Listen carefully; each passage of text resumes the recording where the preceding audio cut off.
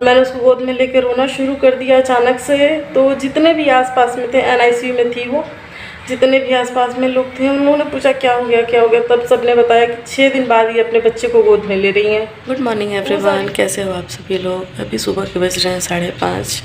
आज है रक्षाबंधन, आप सभी को हैप्पी रक्षाबंधन।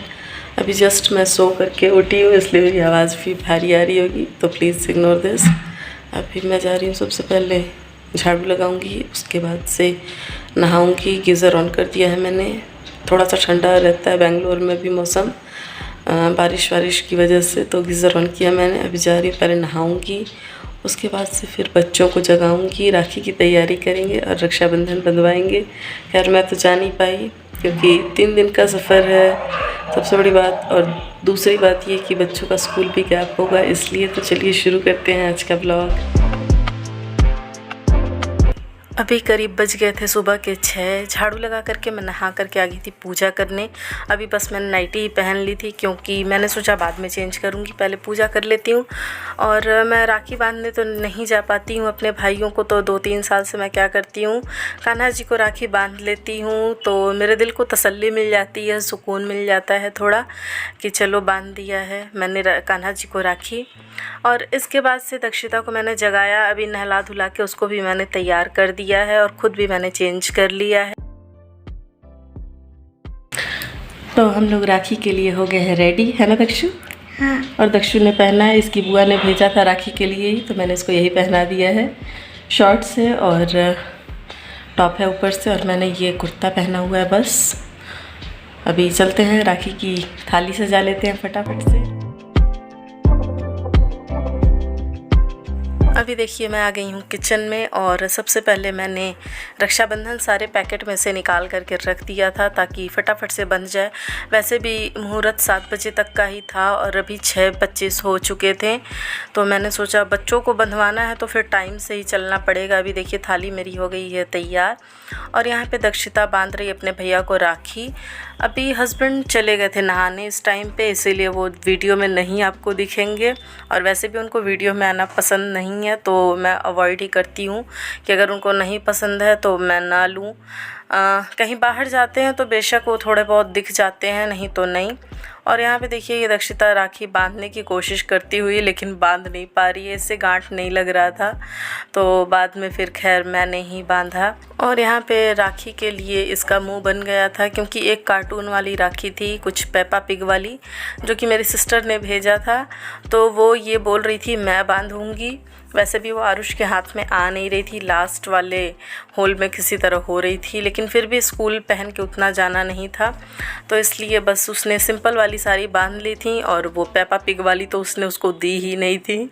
होता है बच्चों के साथ। और ऐसे ही फ़ोन पे बात हुई थी तो मेरी भाभी बता रही थी उधर भी दोनों, मतलब मेरे भतीजी और भतीजा दोनों लड़ पड़े थे इसी राखी के लिए। और यहाँ पे देखो इसको पैसे मिल गए तो बहुत ज़्यादा खुश हो गई है यहाँ पे। इसके बाद से सारी की सारी राखियाँ मैंने बांधी। टोटल 6 राखियाँ थीं आरुष को बांधने वाली, तो बस एक दक्षिता ने बांध दी थी, वो भी किसी तरह बस उसने लपेट दिया था। अभी देखो इस राखी के लिए लड़ाई हो रही है यहाँ पे, तो खैर दक्षिता ने ही ली थी, बस आरुष ने थोड़ी देर के लिए पहनी थी ये वाली राखी। देखो मुझे बहुत सारे पैसे मिले हैं। कितने पैसे मिले हैं गिन के बताओ, गिन के बताओ। 2, 3, 4, 5। और ये कितने का है? उसको 5 पैसे मिले हैं, सुन नहीं रहे हो? 100 और 100 और 5 कितना होता है? 0 500 है। ओके,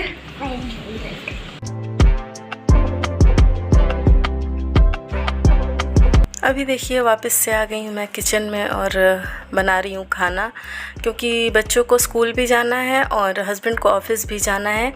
तो कुछ तैयारी मैंने कर ली थी, जैसे चॉपिंग वगैरह, और जो कुछ पीसना था वो सब मैंने पहले ही कर लिया था। और अभी आटा भी मैंने पहले ही गूंद लिया था, बस अभी फटाफट से बना ले रही हूँ सब्ज़ी। और यहाँ का पनीर थोड़ा सा टाइट होता है, अजीब सा ही, तो इस वजह से मैं कुकर में ही बनाती हूँ ज़्यादातर, ताकि कुछ देर तक सॉफ्ट रहे सब्ज़ी। और ये वाला पनीर मैंने फ़र्स्ट टाइम ट्राई किया हेटसन का, बहुत ही अच्छा पनीर था। बच्चों से भी मैंने पूछा स्कूल से आने के बाद कि पनीर सॉफ्ट था या टाइट हो गया था, तो बच्चों ने भी बताया कि नहीं, ये वाला पनीर सॉफ्ट ही था। तो अब से मैं यही वाला पनीर लेने वाली हूँ। बहुत ही अच्छा था। थोड़ा सा महंगा पड़ रहा है, वैसे तो 100 का मिल जाता है 200 ग्राम, लेकिन अभी ये 125 रुपीज़ का।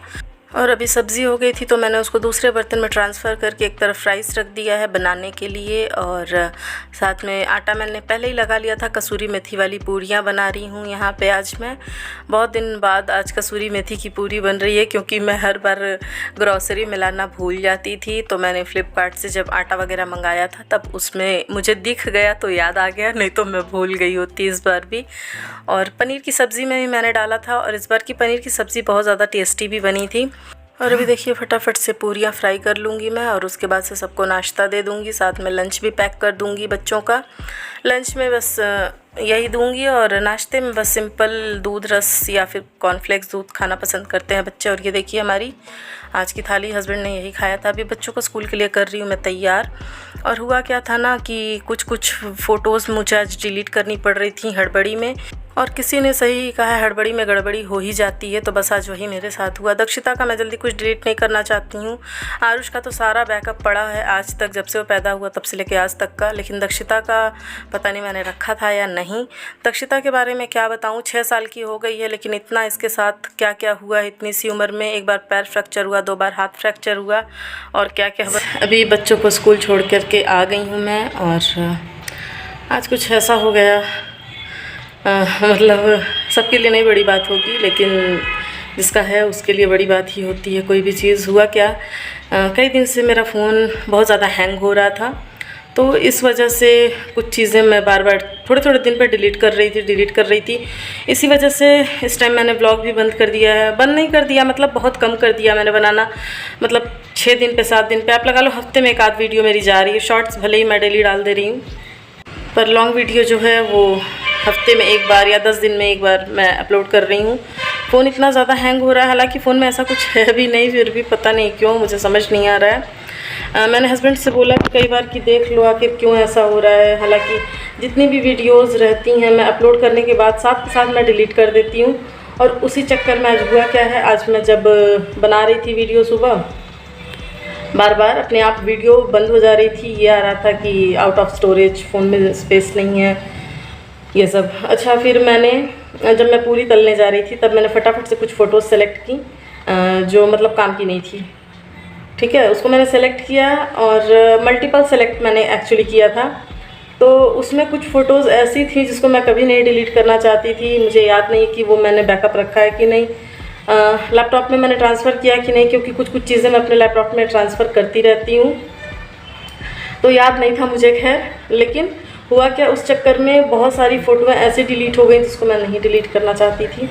तो इस वजह से मेरा माइंड बिल्कुल अपसेट हो रखा है। कौन सी फ़ोटोज़ थी, ये वो फ़ोटोज़ थी जब दक्षिता पैदा हुई थी, उस टाइम की सारी फ़ोटोज़ थी मेरे फ़ोन में। उसको जब मैंने फ़र्स्ट टाइम अपनी गोद में लिया था, पूरे 6 दिन बाद मैंने उसको गोद में लिया था, क्योंकि जब दक्षिता पैदा हुई थी तो मतलब जब से वो पैदा हुई है पता नहीं उसकी ग्रह दशा क्या है क्या नहीं, समझ नहीं आता है। ख़राब ही चल रही है। जब वो पैदा हुई तो उसको सांस लेने में बहुत ज़्यादा दिक्कत थी। मैंने उसको मतलब एक झलक बस मैंने उसकी देखी थी, ऐसे सिर घुमा करके, क्योंकि सिजेरियन हुआ था मेरा भी, मैं ज़्यादा हिल डुल नहीं पा रही थी उस टाइम पे। उस टाइम की फ़ोटोज़ थी, और उसके अलावा 6 दिन बाद, 6 दिन मैं हॉस्पिटल में थी, 6 दिन वो दूसरा हॉस्पिटल में तुरंत चली गई थी, ये भी हुआ था। मतलब पैदा होने के साथ वो 1 घंटे भी हमारे पास नहीं थी। मम्मी और मेरी भाभी लेकर के उसको दूसरे हॉस्पिटल में चली गई थी।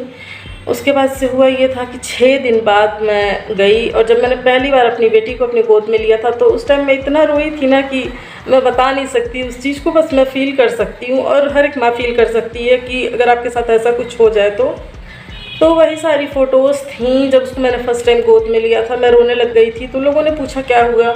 सबको ये लग रहा था, क्योंकि मेरी भाभी को भी एक बेटा था तो वही उसको फीड उस टाइम पे करा रही थी, तो सबको ये लगता था वही उसकी मदर है। लेकिन जब मैं गई और मैंने उसको गोद में लेकर रोना शुरू कर दिया अचानक से, तो जितने भी आसपास में थे, NICU में थी वो, जितने भी आसपास में लोग थे उन्होंने पूछा क्या हो गया। तब सबने बताया कि 6 दिन बाद ही अपने बच्चे को गोद में ले रही हैं।